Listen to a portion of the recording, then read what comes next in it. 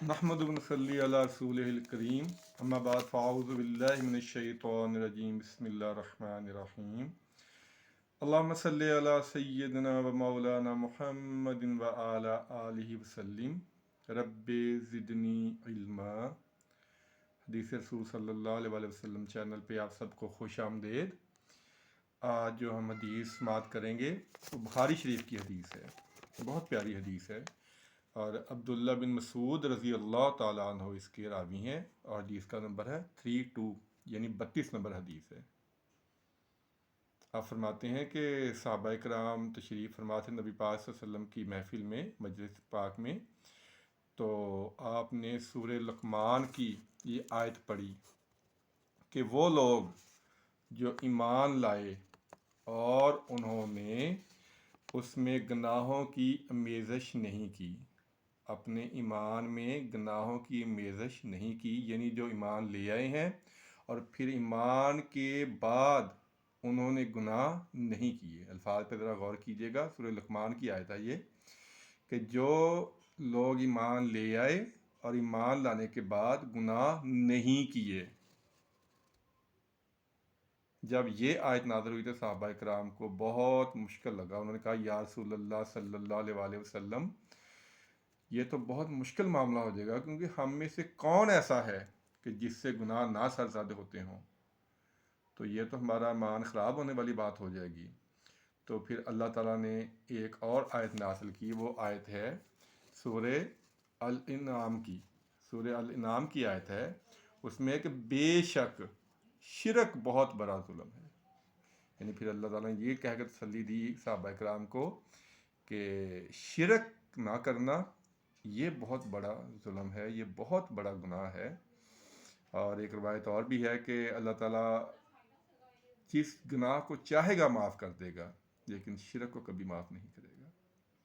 ये रवायत बहुत प्यारी है कि पहले जब वो आयत नाज़िल हुई कि ईमान लाने के बाद जिसने गुनाह किया वो बड़ा ख़तरनाक मामला है, तो सहाबा को उसी वक़्त अपनी फ़िक्र होगी। हालांकि वो पाक हस्ती हैं जो नबी पाक सल्लल्लाहु अलैहि वसल्लम की साथ रही हैं, उन्हें उसी वक्त फ़िक्र हो गई। एक इससे और रवायत याद आ गई कि सहाबा कराम फरमाते हैं कि जिस गुनाह को हम ओहद पहाड़ से भी ज़्यादा बड़ा समझते थे, आप अल्फाज पे गौर करें कि जिस गुनाह को हम ओहद पहाड़ से भी बड़ा समझते थे, आने वाले ज़माने में लोग उस गुनाह को ऐसे समझेंगे जैसे नाक पे बैठी हुई मक्खी। और वो हम लोग हैं जिन्हें गुनाहों का एहसास ही नहीं है। तो सहाबा कराम को इसी वक्त एहसास हो गया था। हालांकि वो पाक हस्तियाँ हैं, उसमें कोई शक ही नहीं है, लेकिन उनका तकवा, उनका ईमान इस दर्जे बुलंदी पर था कि उन्हें फ़ौरन अर्ज़ किया या रसूल सल्लम, हमसे तो खताएँ हो सकती हैं। तो अल्लाह ने उनको उसी वक्त तसल्ली दी कि शिरक जो है वो ना करना, तो बाकी इंशाअल्लाह मामला जो वो सेट हो जाएंगे। एक और हदीस समात कर लें, इसका नंबर है 700 और मुस्लिम शरीफ की रवायत है। अबू मूसा अशरी रज़ी अल्लाह ताला अन्हा इसके रावी हैं। बहुत प्यारी हदीस है, बहुत बड़ी खुशखबरी है हम जैसे गुनाहगारों और बदकारों के लिए कि नबी पाक सल्लल्लाहु अलैहि वसल्लम ने इरशाद फरमाया, क़यामत वाले दिन अल्लाह ताला हर मुसलमान की तरफ से जो गुनाहगार होंगे, अल्लाह ताला हर मुसलमान को एक यहूदी या नसरानी देगा कि ये अपना फ़िदिया दे दो, जहन्नम में डाल दो और ख़ुद जहन्नम से बाहर निकल आओ।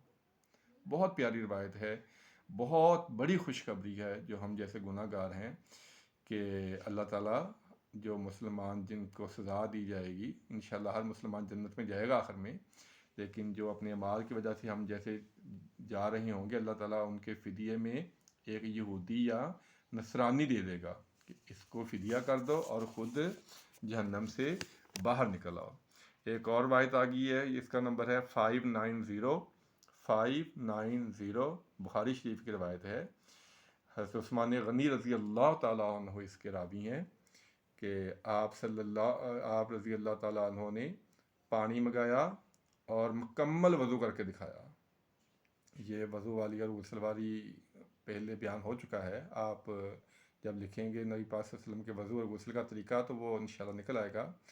तो जब आप रज़ी अल्लाह ताला अन्हु ने वज़ू किया تو پھر آپ نے فرمایا کہ میں نے نبی پاک صلی اللہ علیہ وآلہ وسلم سے سنا تھا کہ جو شخص پورا وضو کرے اور 2 رکعت نماز اس طرح ادا کرے کہ اپنے نفس سے کوئی باتیں نہ کرے، یعنی ادھر ادھر خیال اور دھیان نہ کرے، تو اس کے سارے گناہ معاف ہو جاتے ہیں، صرف 2 رکعت نماز پڑھنے سے۔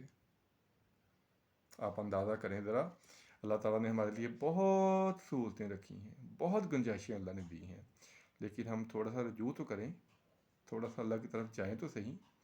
اللہ تعالیٰ نے پرفیکشن نہیں مانگی، کوئی بندہ پرفیکٹ نہیں ہے سوائے انبیاء کے۔ اللہ تعالیٰ نے کاؤنٹنگ مانگی ہے۔ ہمارے جو امتحان ہوتے ہیں 40 نمبر لینے والا تو اس میں ہی پاس کر دیتے ہیں، یہ نہیں پوچھتے کہ تیرے 60 نمبر کدھر ہیں، 40 آ گئے ہیں ٹھیک ہے۔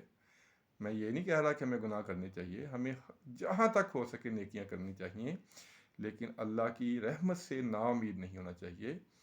اللہ تعالیٰ نے کاؤنٹنگ مانگی ہے، اگر انشاءاللہ تعالیٰ ہماری نیکیاں بڑھ جائیں گی تو جو گناہ ہوں گے ان کے بارے میں نہیں پوچھا جائے گا، پھر نیکیاں بڑھ گئی ہیں تو ٹھیک ہے، انشاءاللہ معاملہ سیٹ ہو جائے گا۔ اللہ تعالیٰ سے دعا ہے اللہ تعالیٰ گناہوں سے بچنے کی اور نیکیاں کرنے کی توفیق عطا فرمائے۔ آمین ثم آمین۔ السلام علیکم ورحمۃ اللہ وبرکاتہ۔